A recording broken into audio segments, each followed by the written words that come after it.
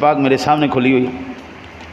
میرے آقا نبی اکرم صلی اللہ علیہ وسلم نے فرمایا لو ان احدکم اذا اراد ان یاتی اہلہ قال بسم اللہ اللہم جنبنا الشیطان وجنبنا الشیطان ما رزقتنا فإنه ان يقدر بینہما ولد فی ذلک لم یضرہ شیطان ابدا.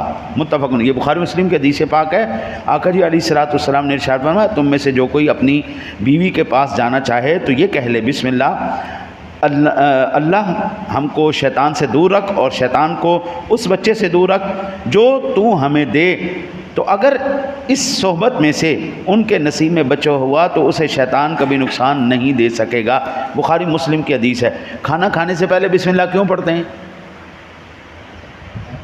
تاکہ شیطان شامل نہ ہو سکے. ٹھیک ہے. اور جب بسم اللہ پڑھ لیتے ہیں تو کیا ہوتا ہے؟ شیطان بھاگ جاتا ہے. خالصتاً کھانا پیٹ میں جاتا ہے. ہم اگر بیوی سے صحبت کرتے وقت بسم اللہ اور یہ اللہ کی پناہ نہ لیں تو پھر اس صحبت کے اندر شیطان شامل ہو جاتا ہے. آج کل کے بچے ضدی کیوں نے؟ اتنے بدتمیز کیوں نے؟ اتنے نافرمان کیوں نے؟ اتنے اکھڑ مزاج کیوں نے؟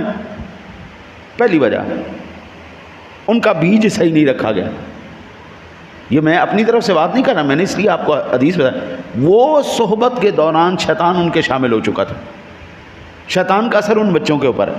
ضد انی کرن گے, انی ضد کرن گے کہ بھائی ماں پیو عاجز آ جاندے. اتنے بدتمیز کہ بندہ پریشان ہو جاتا ہے.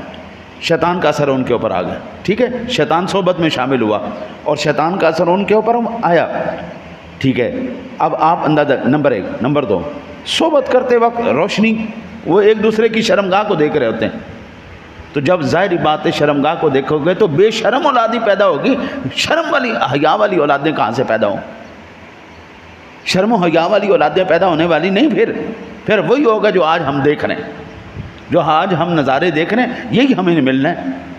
حضرت آج ایمان